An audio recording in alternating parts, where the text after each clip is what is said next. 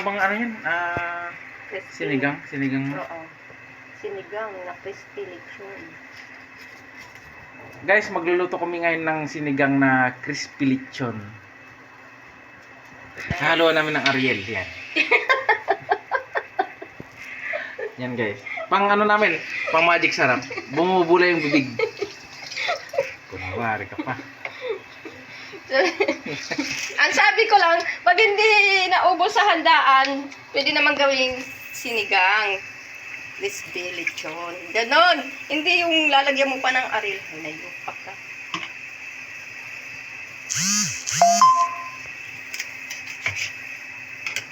Nag-tiktok sa ate Marlene. Message si Merlino, walang magawa naman. Huwag mo ano, makasusunog ha. Alam ko, kaya nga nakabantay ako eh.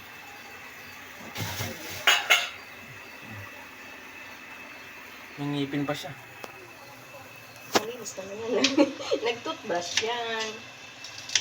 Hindi kasi kailangan ko yung ano, ito kasi may lasa to, may lagyan ito. Pag ikaw ako kumakain sa Paris, yun yung ginagawa nila ng ano, pampalasa.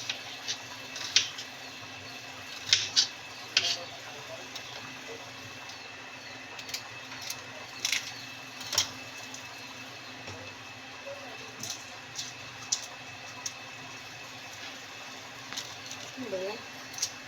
Masarap yan. Ano?